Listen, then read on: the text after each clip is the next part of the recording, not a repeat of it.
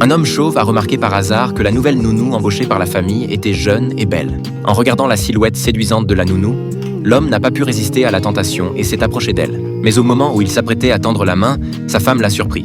La maîtresse de maison a alors accusé la nounou de séduire son mari et l'a renvoyée. La jeune fille s'appelait Amy. Elle venait de terminer ses études dans une université renommée. Fraîchement diplômée, elle était pleine d'espoir pour l'avenir.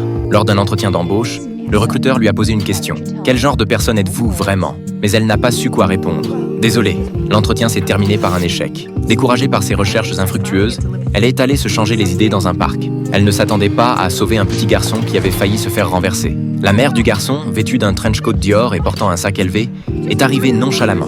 Elle s'est approchée d'Amy pour la remercier. Quand elle a appris qu'Amy était sans emploi, la dame lui a immédiatement tendu sa carte, indiquant qu'elle cherchait justement à embaucher une nounou. Puis elle est partie précipitamment. Plus étonnante encore, à peine était-elle partie qu'Amy a été entourée par plusieurs femmes. Elle cherchait aussi désespérément une nounou. Amy a fini par comprendre que dans cet endroit, une nounou blanche avait autant de prestige qu'un sac Chanel. Bien que le travail de nounou ne soit pas très glorieux, la rémunération proposée était vraiment trop élevée. Après une série d'entretiens, Amy a accepté l'offre d'Annie. En arrivant chez Annie, Amy s'est rendu compte que ce ne serait pas un travail de tout repos. Le majordome l'a regardée avec dédain, lui a remis une lettre et est parti.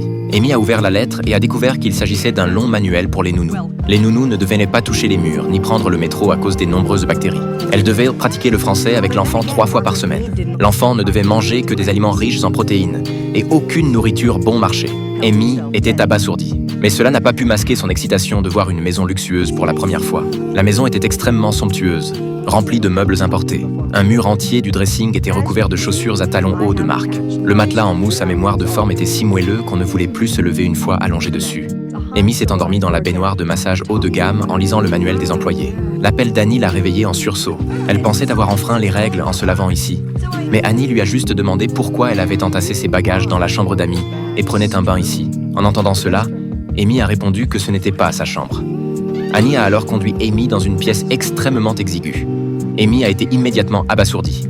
La pièce donnait sur une machine à laver bourdonnante et la fenêtre donnait sur un mur sans soleil. Résignée, Amy a commencé sa carrière de nounou. L'après-midi, elle s'est rendue à la maternelle pour aller chercher l'enfant. L'endroit était bondé de nounous de familles riches. Dès la fin des cours, les enfants se sont précipités dehors. Mais le garçon a violemment marché sur le pied d'Amy. Il pensait encore à son ancienne nounou et était donc plein d'hostilité envers Amy. Après l'avoir ramenée chez lui tant bien que mal, dans l'ascenseur, Jimmy a délibérément baissé le pantalon d'Amy. Puis il s'est précipité dans l'appartement et a verrouillé la porte de l'intérieur. Alors qu'Amy était à court d'options, un homme portant une poussette est apparu derrière elle. À ce moment-là, Amy regardait l'homme d'une manière étrange. L'homme s'appelait Jack. Il était venu rendre la poussette laissée dans l'ascenseur. Il a spontanément proposé d'aider Amy